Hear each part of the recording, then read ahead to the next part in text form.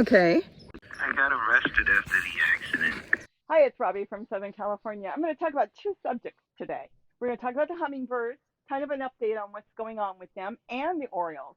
And I want to talk about scamming, how people are getting scammed out of hundreds of thousands of dollars. And I got scammed too.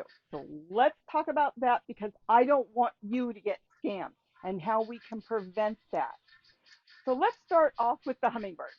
The hummingbirds are in full force. What you hear in the background, if you can hear it, the screaming, that is our guineas. The guineas are running around and they're in different yards and they're just happy, so they scream. Now let's get back to the hummingbirds. The hummingbirds are coming full force. I'm going right now through about 4 to 5 gallons of nectar I make a day, which is a quarter of a cup of white granulated sugar, that's table sugar, and 1 cup of water. Don't add anything to it. Don't change it. Don't put dye in there. Don't put vitamins because this is only part of their food. What they're doing is coming here to refuel for energy, like nectar that they get out of flowers. And then they go and they collect pollen, insects, different things around the yard. And that's how they get their calcium and all their other things that they need. So don't add anything. Keep in mind, they cannot metabolize, let's say, brown sugar because of the molasses, powdered sugar because of the cornstarch. Raw sugar is not sucrose. They only can metabolize sucrose. And keep in mind, they've been making sugar for thousands of years. So sugar's been around a long time. So it's fine for them. We haven't been giving them sugar water for thousands of years, but I wanted to make a point that this is a food that's been around for more than years that I know of. So, anyways, keep with the formula that the Smithsonian Institute recommends, the zoos recommend, and of course the Hummingbird Society recommends. And they do recommend to add some food out because, well, sometimes they can't find enough flowers. It could be the weather. It's a little cloudy right now. A lot of flowers don't open. So they come here to eat until the sun opens, and then they are all over the place. So we do have a lot of them, and why not? They come here, they find a heaven here. It's they've got water features, they've got flowers, they've got plants to hide in, to nest in, and of course they've got plenty of food, and that's what they need. And they need all of that. So if you're putting out, let's say, a water feature or food, and you've got a vacant parking lot in your yard and you hang a feeder, you might get the occasional one, but put a couple flower pots around, especially some of their favorite flowers, like this is hummingbird lunch or kufia, any of the kufias, and they will come. Salvias, they will come. You got orange trees, they love the flowers off orange trees, but you don't get flowers all the time off of the citrus tree.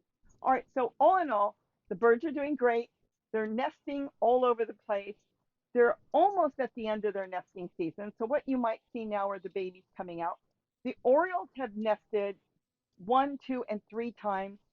We've had more Orioles here this year than ever. We started with like the occasional one or two, kind of like the hummingbirds, and now we have dozens of adults, dozens. And you'll see them fly off into different palm trees, banana trees, bird of paradise. You see them take off because they're nesting across the hill and all over. They could be nesting a mile away. And then they come here to fuel up on some nectar and some food.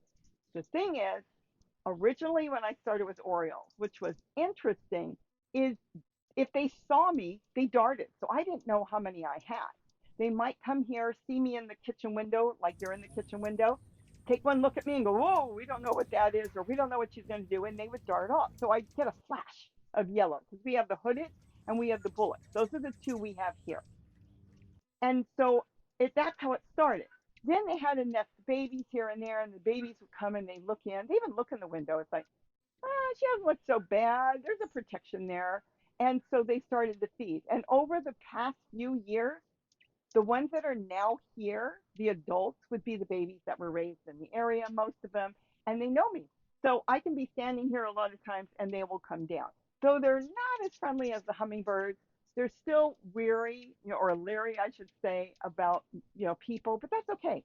That's a good thing. It's better when they're leery.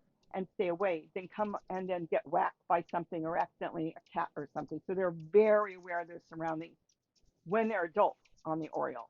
When they're babies, they're bouncing all over the place. They're like a bouncing ball and they don't care. So the hummingbirds are doing really good.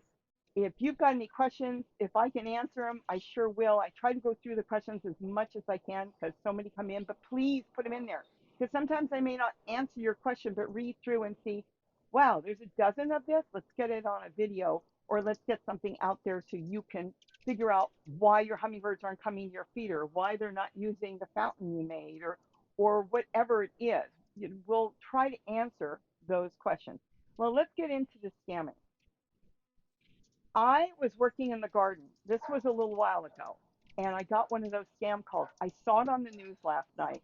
It was on Tonight, ABC more than a News. dozen people facing federal charges for an alleged scam targeting more than 400 seniors from California to New That York, from so many Florida to people are being Massachusetts. scammed. And this is where we saw it again last night. So I didn't realize, well, I shouldn't say I didn't realize it was still going on. It's been going on for years. But a lot of people fall for it. And of course, you don't know sometimes. You're in a panic. So I'm going to let you listen to part of the recording. It's too long to do the whole thing. Why is it too long? Well, I was working in the garden. I was doing a lot of work. And when I got the call, and I immediately threw some bullet points at them, I knew it was fake. So I sat down and I used them for my enjoyment until I finally ended the call. So this is a recording, and then I'll come back and tell you what I did because you didn't get the beginning because I had to turn on my phone right away onto screenshot, where it can record on my screen, and then I shut it off. So you didn't get the actual initial call where the person on the line said it was my grandson.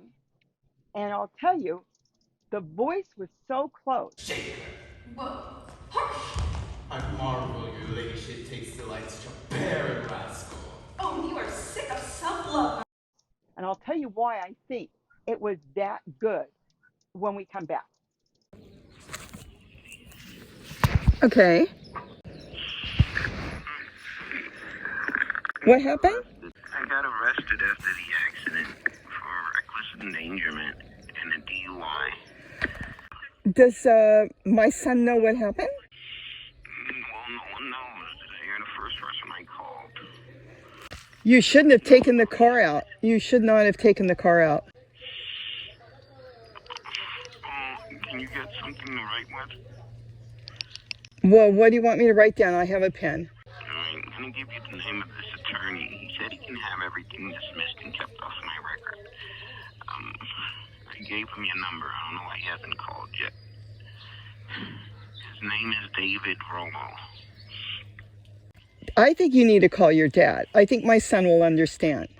I will. Just give me the chance to tell him in person, okay? I can't hide these bruises. What do you want me to do? I need you to contact this attorney for me. He said he's going to have everything dismissed and kept off my record. I just need to post bail so I can get released today. Wait a minute. I've got my friend here. He's the head of the sheriff's department. Let me turn you over to him, and you can explain it to him. Why do I need to explain it to him? Because he'd probably be able to help you. He's not a lawyer. I need an attorney. This attorney is a public defender, the sheriff, whoever. Wow. Wow. I've never had a call like that. So that was part of the recording. So initially, when the call came in, telling me it was my grandson, I believe he had the name and everything, the first name, I was 90% sure it was fake. Now, the right thing to do for all of us is really to hang up. That's the best thing to do. But I decided to throw some facts at them that they may or may not have. And that's what you can do. Not a secret word, though a lot of us have a secret word. If you're in trouble, throw this word out. But I asked about my son, his father. And when he fell into that, I knew that the grandson that was calling was my daughter's son. Even though they're married, it still is my daughter. So I knew right then and there. Through a couple other things, maybe, why did he take the car out? You know, you shouldn't have done it. He doesn't have a car. He doesn't even know how to drive. So I threw all these things at him, and that's what you need to do. You know your grandkids. So, you know, ask questions like, did maybe they see you get a tattoo? They don't have a tattoo. Or were you back at Disneyland again? Or name kind of places that throws the person. Name them things. Ask about their brother if they don't have a brother. Ask about a certain friend. Let's say they have a really good friend named Robbie, but ask them, did you do this with Mary again or whatever? And if they fall into this and they'll start conversationing with you, is that a word?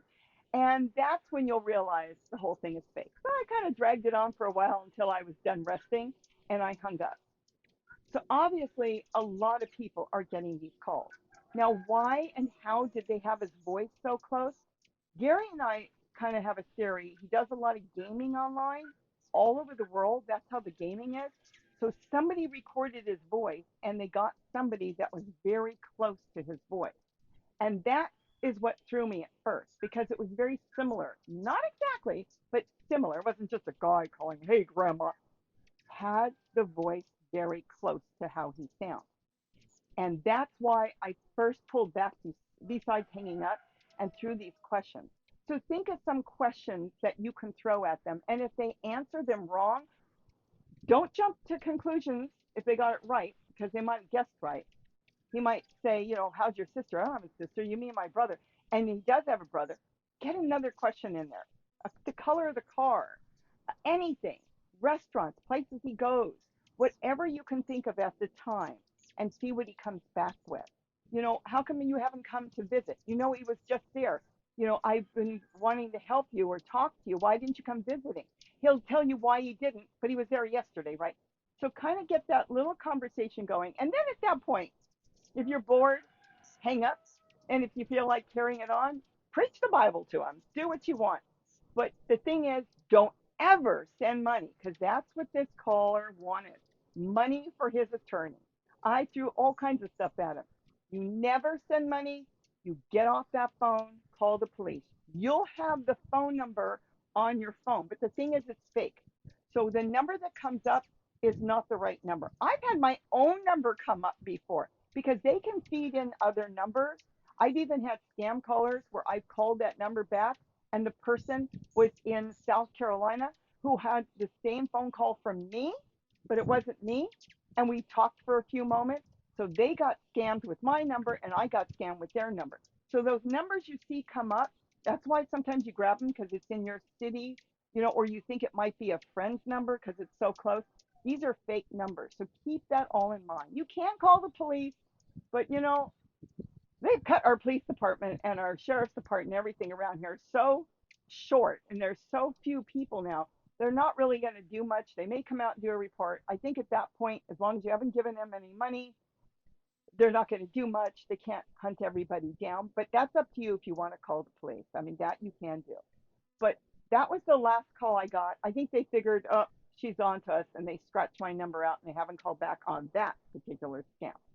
So that's what I wanted to talk about today because I found that interesting. I saw it on the news and I was going to talk about it when it came in, and then it just kind of went fizzled out of my mind. And then I thought, well, I've got the recording. Let's get that out there for you to see. So I'm going to step in and let these hummingbirds feed. The sun is starting to come out. It's so odd. We're in the middle of August, and we still have clouds in the morning until sometimes almost noon, which is causing me a lot of powdery mildew in the garden.